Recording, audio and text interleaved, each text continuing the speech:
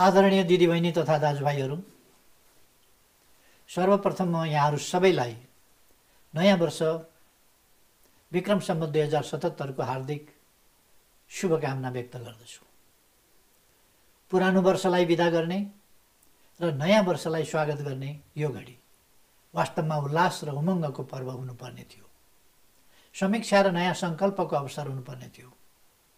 तर यस नयाँ वर्षलाई हामी साह्रै अप्ठ्यारो परिस्थितिमा स्वागत गर्दैछौँ। सिङ्गो विश्व समुदाय आज कोरोना संक्रमणको महामारीबाट आक्रान्त छ। यस महामारीले हामी नेपालीहरूलाई पनि छोएको छ। संसारभर छरिएर रहेका नेपालीहरूका आफन्तजनमध्ये कतिपयलाई संक्रमित तुल्याएको छ र केहीलाई हामीबाट खोसेको छ।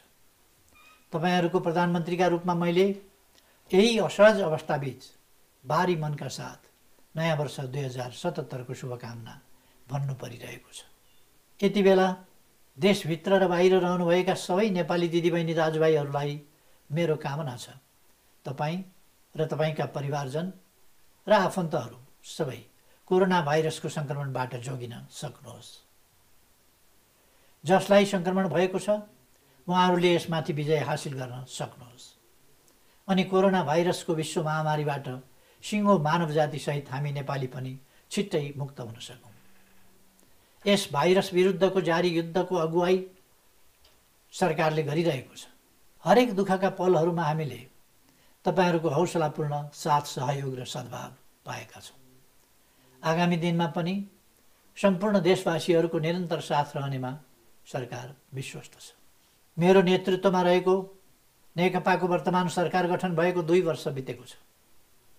तपाईँ हामी सबैलाई थाहा छ, विगत 2 वर्षको प्रगति उत्साहजनक रहेको थियो। यदि यस महामारीको चपेटामा नेपाल नपरेको भए आज हामी विकासको दरका बारेमा चर्चा गरिरहेका हुने थियौँ। विगतका उपलब्धिहरूको जगमा उभिएर नयाँ उचाइ हासिल गर्ने योजना बनाइरहेका हुने थियौँ। स्वदेशमै फलदायी रोजगारी वृद्धिदेखि कृषिको आधुनिकीकरणको कुरा गरिरहेका हुने थियौँ। खनिज पदार्थको उत्खनन कार्यलाई तीव्रता दिने तयारी गरिरहेका हुने थियौँ। यति बेला नेपाल भ्रमण वर्ष 2020 को उल्लास फैलिरहेको हुने थियो। वर्षभरि 20 लाखभन्दा बढी विदेशी पर्यटकहरूले नेपाल भ्रमण गर्ने अभियानका रूपमा होमस्टे, होटल र रेस्टुराँहरू भरिभराउ हुने थिए। सहर बजार, ट्रेकिङ स्थल र पर्वतारोहणका गन्तव्यहरूमा पर्यटक र पर्वतारोहीहरूको चहल पहल व्यापक हुने थियो। अहिले हामीहरू दूरगामी लक्ष्यसहित थालिएको सगरमाथा संवाद भव्य रूपमा सम्पन्न भएकोमा खुसी मनाइरहेका हुने थियौँ। जलवायु परिवर्तन, पर्वत र मानव जातिको भविष्यका बारेमा हामीले गरेका छलफल र निकालिएका निष्कर्षका बारेमा विमर्श विश्लेषण गरिरहेका हुने थियौँ। समग्रमा विगतमा हामीले गरेका वाचाहरू, तिनको प्रगति र अब गरिने कामका योजनाबारे मैले यतिखेर देशवासीका सामु आफ्नो विश्लेषण राखिरहेको हुने थिएँ। 5 वर्षको जनादेशको झन्डै मध्यतिर आइपुग्दा हाम्रा अपेक्षा र परिणाम बीचको दूरीबारे संवाद गरिरहेका हुने थियौँ। तर आज हामीहरू एउटा भिन्न प्रकृतिको असहज परिस्थितिबीच नयाँ वर्षको आगमनलाई स्वागत गरिरहेका छौँ। यस असहज परिस्थितिको शीघ्र अन्त्यको अपेक्षासहित म सम्पूर्ण नेपाली दिदीबहिनी तथा दाजुभाइहरूमा नयाँ वर्ष 2077 शुभ रहोस् भन्ने पुनः हार्दिक कामना गर्दछु। कोरोना भाइरस महामारीका कारण अहिले हामी भयावह अवस्थाबाट गुज्रिरहेका छौँ।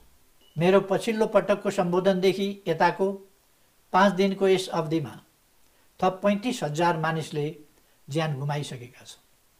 मानिसको जीवन रक्षाका लागि सिङ्गो विश्व अहिले लकडाउनमा छ। हाम्रा सम्पूर्ण गतिविधिहरू लकडाउनमा छन्। कतिपय परिवारका सदस्यहरू आफन्तबाट टाढा लकडाउनमा छन्। सङ्क्रमणबाट जोगिन सामाजिक दूरी कायम राख्नका लागि एकै ठाउँमा रहेर पनि कतिपय हामीहरू पारस्परिक दूरीमा छौँ। निसन्देह दुःखको यस घडीमा हामी भित्रको मानवीय भावनाले हामीलाई अझ दह्रो गरी जोडिरहेको छ। सिङ्गो नेपाली समुदाय राष्ट्रिय एकताको भावनात्मक एकतामा अझ घनिष्ठ रूपमा आबद्ध भएको छ। तर भौतिक रूपले भन्ने हो भने हाम्रो सामाजिक सम्बन्ध जोड्ने धागो टुटेको छ। सिङ्गो विश्वको अर्थव्यवस्थालाई गतिशील बनाइराख्ने उत्पादन प्रणालीको कडी टुटेको छ। अन्यल र भएको कहाली लाग्दो अवस्थाबाट अहिलेको समय गुज्रिरहेको छ।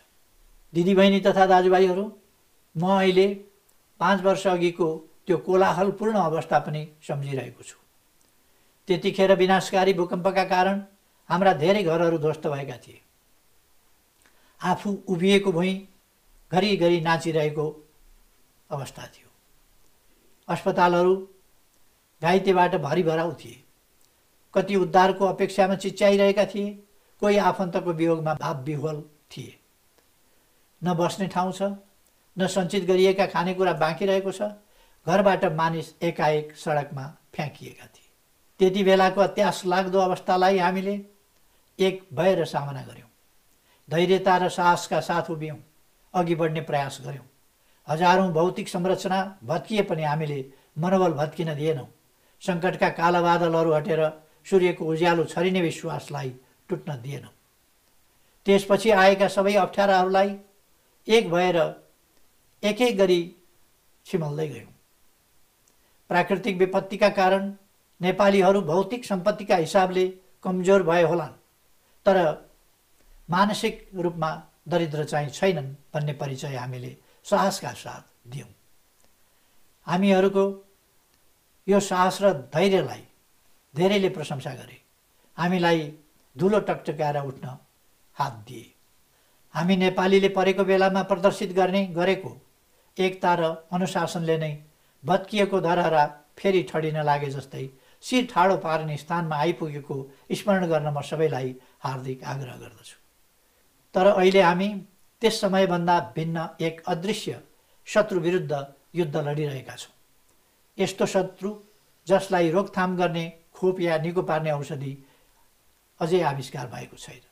यस्तो शत्रु जसले हामी जस्ता विकासोन्मुख मुलुकलाई मात्रै होइन, विकसित र बलियो स्वास्थ्य संरचना भएका मुलुकहरूलाई पनि हायल कायल पारिरहेको छ।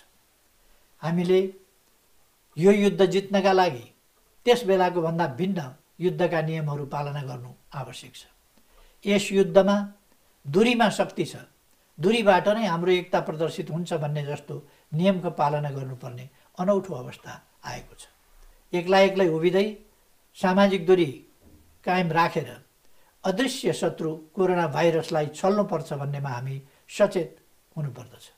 अहिले जो जहाँ छ त्यहीँ रहने, स्वास्थ्य कर्मीहरूले दिएका सुझाव र सरकारले जारी गरेका निर्देशनहरूको पालना गर्दै स्व अनुशासनमा रहने र कोरोना भाइरसको चक्र समाप्त हुने अवधिसम्म धैर्यताका साथ पर्खिने नीति अपनाउनु अपरिहार्य छ। हरेक अप्ठ्यारोमा मानिस स्वभावैले अत्तालिन्छ। यस्तो समयमा मनलाई नियन्त्रणमा राख्नुपर्छ भन्ने म ठान्दछु। यो काम भने जस्तै सजिलो पक्कै छैन, तर परेपछि मानिसले त्यसलाई सामना गर्न सक्छ भन्ने मेरो आफ्नै भोगाइले बताउँछ। आदरणीय दिदीबहिनी तथा दाजुभाइहरू, भनिन्छ अनिकालमा घरभित्रका भाँडाहरू बज्न थाल्छन्, तर त्यसलाई रडाको मचिएको ठान्नु भुल हुन्छ। मन आत्तिएको भत्किएको बेला गर्नेले गरेन कि भन्ने आशंका मनमा पैदा हुन सक्छ। गरेको पुगेन कि भन्ने लाग्न सक्छ। अझ छिटो, अझ राम्रो र तत्काल परिणाम आउने गरी काम गरिदियो हुन्थ्यो भन्ने लाग्न सक्छ। तर अन्यल र भ्रममा पर्ने या विचलित हुने होइन, मन बलियो बनाउनु आवश्यक छ। विश्वका विभिन्न मुलुकहरूमा कोरोना भाइरसबाट सङ्क्रमित हुनेको सङ्ख्या र यसको अनुपात फरक फरक छ। हाम्रो देशमा सङ्क्रमितको सङ्ख्या प्रति 10 लाखमा 0.3 मात्रै छ। अहिलेसम्म सङ्क्रमितको अवस्था सामान्य रहनु र कसैको पनि मृत्यु नहुनुलाई हाम्रा प्रयासको सफलताको रूपमा लिन सकिन्छ। हो, अहिले सङ्क्रमणको आशंका गरिएका व्यक्तिहरूको जति परीक्षण भइरहेको छ पर्याप्त छैन। अहिलेसम्म हामीले प्रति 10 लाख जनसङ्ख्यामा 152 को परीक्षण गरेका छौँ। सङ्क्रमण मुक्त स्थितिको सुनिश्चितताको लागि यस परीक्षणको दायरालाई निरन्तर बढाउँदै लगिनेछ। तर हामी भएका राम्रा काम आफसे आफ वा संयोगले मात्रै भएका हुन् भनेर पनि नसोचौँ। यतिसम्म पनि नभनौँ। सीमित कमी कमजोरी र हुन बाँकी कामहरू हुने सरकारको अकर्मण्यताका परिणाम हुन्। हामी यति त संवेदनशील बनाऊ, हाल भएका कामहरू दिनरात खटिरहेका चिकित्सक, स्वास्थ्यकर्मी, सुरक्षाकर्मी, राष्ट्रसेवक कर्मचारी र सम्बद्ध श्रमिकहरूको मेहनतको परिणाम हो। सीमित साधन स्रोतका बावजुद हामीले गरिरहेका कामहरू सकारात्मक छन् र यिनले परिणाम दिइरहेका छन् भन्ने कुराको दृष्टान्त चैत 25 गते सार्वजनिक भएको एउटा राष्ट्रिय सर्वेक्षणबाट पनि देख्न सकिन्छ, जहाँ अधिकांश नागरिकहरूमा कोरोना भाइरसबारे आधारभूत जानकारी पुगेको, त्यसबाट जोगिन अपनाउनु पर्ने कदमबारे उहाँहरू सचेत रहेको र सरकारका कामप्रति अधिकांश नागरिकहरूले सन्तुष्टि व्यक्त गरेको निष्कर्ष प्राप्त भएको छ। जति कामहरू हुन बाँकी छन् तिनलाई तिनै तहका सरकारहरूको नेतृत्व र समन्वयमा निरन्तरता र तीव्रता दिइनेछ। दिदीबहिनी तथा दाजुभाइहरू, कोरोना भाइरसका कारण विश्व अर्थतन्त्र र समग्र विश्व प्रणालीमै गहिरो र दूरगामी असर पर्ने कुरा निश्चित छ। यस महामारीले हाम्रो जमानाकै सर्वाधिक गम्भीर विश्व आर्थिक मन्दी निम्त्याउने सहजै अनुमान गर्न सकिन्छ। प्रक्षेपण गरिएका तथ्याङ्कलाई उल्लेख नगर्ने हो भने पनि विश्व व्यापार नराम्रो गरी खुम्चिने, करोडौँले रोजगारी गुमाउने र लगानीका स्रोतहरू सुक्ने कुरा निश्चितै जस्तो छ। कोरोना भाइरसको यस महामारीबाट सामाजिक र मनोवैज्ञानिक क्षति मात्रै होइन, यस पश्चात आउने विश्वव्यापी आर्थिक मन्दीले हाम्रो जस्तो उदीयमान अर्थतन्त्रलाई गहिरो धक्का दिने देखिएको छ। यस महामारीबाट कुल ग्राहस्थ्य उत्पादनको 2 देखि 4% को हाराहारीमा हाम्रो अर्थतन्त्रमा क्षति पुग्ने भन्ने विभिन्न क्षेत्रका विद्वानहरूको विश्लेषणप्रति सरकारको पर्याप्त ध्यान गएको छ।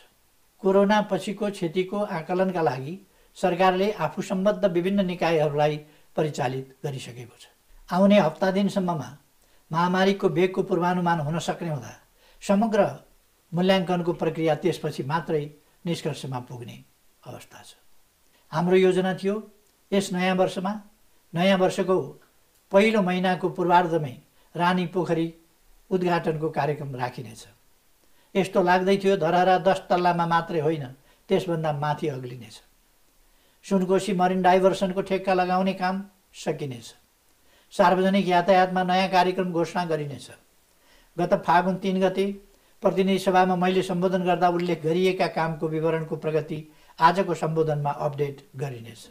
तर हामी महामारीका कारण धेरै कार्यक्रमहरू स्थगित गर्नुपर्ने, केहीको निर्माणमा स्वतः विलम्ब हुने, बजेटलाई रकमान्तर गर्नुपर्ने वा हाम्रा प्राथमिकताका क्षेत्रलाई पुनः व्यवस्थित गर्नुपर्ने अवस्थामा आइपुगेका छौँ। हामी सबैलाई थाहा छ यति बेलाको सर्वोच्च र एकमात्र प्राथमिकता नागरिकहरूको स्वास्थ्य सुरक्षा हो। यति बेलाको सबैभन्दा महत्त्वपूर्ण विकास निर्माण कार्य भनेको सङ्क्रमण फैलिन नदिने कुराको सुनिश्चितता गर्ने हो। त्यसैले अहिले यति बेला हामीले आफ्नो ध्यान सङ्क्रमितहरूको पहिचान, परीक्षण अनि उपचारमा केन्द्रित गरेका छौँ। जति बेला हामी यस महामारीको ग्राफलाई सिधा पार्छौँ त्यसपछि हाम्रा आर्थिक गतिविधिलाई तीव्रता दिन लगानी अनि फेरि लगानीको नीति अपनाउनेछौँ। अहिले हाम्रो अध्ययन तथा सर्वेक्षण टुटेको उत्पादन सम्बन्धको कडी फेरि कसरी जोड्ने, अवरुद्ध उत्पादन प्रणालीलाई कसरी सुचारू गर्ने भन्नेमा केन्द्रित छ। यसै अध्ययन र सिफारिसको आधारमा सरकारले अर्थतन्त्रको पुनरुत्थानको प्याकेज, नीति तथा कार्यक्रम र बजेट मार्फत सार्वजनिक गर्नेछ। यति धेरै महानुभावहरूले सुझाव र सल्लाह दिइरहनु भएको छ। सल्लाह सरकारको कामको तरिकाका बारेमा छ र साधन स्रोतको सम्बन्धमा पनि छ।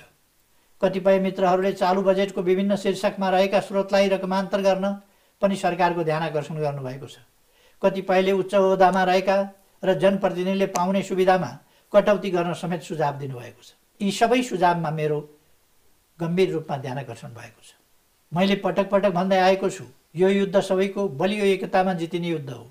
विश्वव्यापी यस सङ्कटको समाधान विश्वव्यापी प्रयास, साझेदारी र सहयोगबाट मात्र सम्भव छ। देशभित्रको सङ्कट व्यवस्थापनमा एकताबद्ध राष्ट्रिय प्रयास सर्वोपरि रहनुपर्दछ। मुलुक प्रगतिमा रहेको बेला हुने उपलब्धिको न्यायोचित वितरण र अप्ठ्यारोमा हुने क्षतिको सहभार वहन हामी सबैले नै मिलेर गर्नुपर्दछ। आवश्यक पर्दा हुनेको घाँस काटेर नहुनेलाई बचाउने त हाम्रो परम्परा पनि हो। मुलुकको कार्यकारी प्रमुखका हैसियतले कोरोना महामारी समाप्त नभएसम्म मैले आफ्नो पारिश्रमिक कोभिड-19 प्रधानमन्त्री राहत कोषमा जम्मा गर्ने निर्णय गरेको छु। विद्यमान कठिन परिस्थितिको सामना गर्न मित्र राष्ट्रहरूबाट प्राप्त सद्भाव, ऐक्यबद्धता र सहयोगप्रति हामी आभारी छौँ। हामीले बेहोर्नु परेको क्षतिको मुकाबला गर्न आवश्यक स्रोत जुटाउन विकास साझेदारहरूबाट प्राप्त साथ र समर्थन प्रशंसनीय रहेको छ। यस अवधिमा विश्व ब्याङ्कबाट कोरोना सङ्क्रमण रोकथाम आपतकालीन सहयोगका लागि 29 मिलियन अमेरिकी डलर बराबरको सहायता सम्झौता भइसकेको छ। यसै गरी विभिन्न शीर्षकमा विश्व बैङ्कसहित विभिन्न साझेदार संस्थाबाट 1,563 मिलियन अमेरिकी डलर बराबरको रकमको व्यवस्था भइसकेको छ। परम्परागत सहायता नीति, कार्यक्रम तथा सहायताका उपकरणबाट मात्र अहिलेको सङ्कटको समाधान हुन सक्दैन भन्ने स्पष्ट छ। नवीन सहायता नीति, कार्यक्रम र सहायता उपकरणबाट मात्र हाम्रा जस्ता जोखिमयुक्त देशले सङ्कटमाथि विजय हासिल गरेर अगाडि बढ्न सक्छन्। त्यसैले नियमित रूपमा उपलब्ध भइरहेको भन्दा थप स्रोत साधन अपरिहार्य भएकोले विकास सहायताको प्रकार, विधि, शर्त तथा ऋणको लागत एवं प्रक्रियालाई परिमार्जन र सरलीकृत गर्न सरकारले पहल गर्नेछ। भनिन्छ, सङ्कटले सम्भावनाको पनि ढोका खोल्छ। कोरोना भाइरसको महामारीले सृजना गरेका चुनौतीहरूलाई हामीले अवसरमा रूपान्तरित गर्न प्रयास गर्नुपर्दछ। यस महामारीले स्वास्थ्य पूर्वाधारमा लगानी गर्न सिङ्गो विश्वलाई र हामीलाई पनि बेसरी गजगज्याएको छ। सरकारले यसलाई गम्भीर ध्यान दिने नै छ। विश्वव्यापी आर्थिक मन्दीका कारण वैदेशिक रोजगारी गुम्न सक्ने जोखिममा रहेका र मुलुकभित्रै बेरोजगार रहेका युवाहरूलाई केन्द्रित गरेर रोजगारीका कार्यक्रम लागू गर्ने नीति अपनाइनेछ। कृषि, साना तथा मझौला उद्योगका अतिरिक्त स्वरोजगारीका नयाँ सम्भावनाहरूको खोजी गर्न सम्बन्धित क्षेत्रका व्यवसायी, विशेषज्ञहरू र स्वयं युवाहरूसँग मिलेर ठोस योजना अगाडि सारिनेछ। दिदीबहिनी तथा दाजुभाइहरू, कोरोना भाइरसबाट प्रभावित हुने सबै वर्ग र क्षेत्रका नागरिकको अभिभावकत्व सरकारले लिन्छ। सबैभन्दा पहिले जनतालाई महामारीबाट उम्काइनेछ, सँगसँगै रोजीरोटीको जोग गरिनेछ। सर्वसाधारण जनता र कमजोर वर्गलाई यथासम्भव सामाजिक संरक्षण प्रदान गर्ने, यस समस्याबाट प्रभावित निजी क्षेत्रलाई प्रोत्साहन उपलब्ध गराउने, कृषक तथा आम श्रमिकहरूको आय निरन्तरताका लागि आवश्यक व्यवस्था गरिनेछ।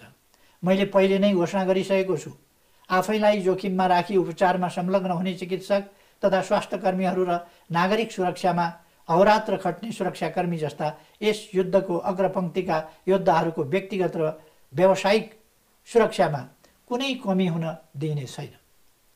उहाँहरूको हिफाजत सरकारले हर तरहले गर्नेछ। सङ्कटको यस घडीमा जनताको घर आँगनमै पुगेर सेवा पुर्याइरहेका स्थानीय जनप्रतिनिधिहरूप्रति म उच्च सम्मान व्यक्त गर्न चाहन्छु। यसले स्थानीय तहहरूलाई जनताको सबैभन्दा नजिकको सरकारका रूपमा स्थापित गरेको छ। आफ्नो प्रदेशको विशिष्ट अवस्था र चुनौतीलाई हेरेर प्रभावकारी ढङ्गले सम्भाव्य सङ्क्रमणको सामना गरिरहनुभएका प्रदेश सरकारहरूको भूमिकालाई म हार्दिक प्रशंसा गर्न चाहन्छु। रोजगारी गुमाएर बिहान साँझको छाक टार्न कठिन भएका, अपाङ्गताका कारण औषधि लगायत अन्य अत्यावश्यकीय सुविधाको पहुँचबाट टाढा रहनुभएका, वृद्धावस्थामा रहनुभएका र विभिन्न हिसाबले असहज अवस्था भोगिरहनुभएका विपन्न र असहाय दाजुभाइ दिदीबहिनीहरू समक्ष स्थानीय सरकारहरू स्वयं राहत लिएर पुग्ने छन्। अप्ठ्यारोमा पर्नुभएका त्यस्ता व्यक्ति, परिवार र या समुदायको पहिचान गर्न र सरकारले उपलब्ध गराउने राहत वास्तविक मर्कामा परेकाको हातमा पुगोस् भन्ने सुनिश्चित गर्न म सबैको सहयोगका लागि हार्दिक अनुरोध गर्दछु। विदेशमा रहनुभएका नेपालीहरूप्रति म संवेदनशील छु। विश्वव्यापी सङ्कटको घडीमा उहाँहरू आधारभूत सुविधा र उपचार सेवाबाट वञ्चित हुन नपरोस् भनेर सरकारले विभिन्न तहमा सम्बन्धित देशका राष्ट्राध्यक्ष, सरकार प्रमुख र विदेश मन्त्रीहरूसँग निरन्तर संवाद गरिरहेको छ। नेपालीलाई संरक्षण दिने र आफ्नै नागरिक सरह आधारभूत सुविधा उपलब्ध गराउने वचन दिनुभएकोमा म उहाँहरूलाई धन्यवाद दिन चाहन्छु। सङ्कटको यस बेलामा सिङ्गो राष्ट्र एकताबद्ध छ। सबै राजनीतिक दलहरूबाट प्राप्त साथ, समर्थन तथा उहाँहरूबाट प्राप्त रचनात्मक सुझावले सरकारलाई अझ ऊर्जा थपिदिएको छ। यसका लागि म सबै राजनीतिक दलहरूलाई हार्दिक धन्यवाद ज्ञापन गर्न चाहन्छु। जनताबाट निर्वाचित सरकार नै सङ्कटको सामना गर्ने नेतृत्वदायी संस्था हो। तिनै तहका सरकारहरूले सम्बद्ध सबैका सुझावहरूलाई ध्यानमा राख्दै यस असामान्य अवस्थाको प्रभावकारी ढङ्गले सामना गर्ने कुराको विश्वास दिलाउन चाहन्छु।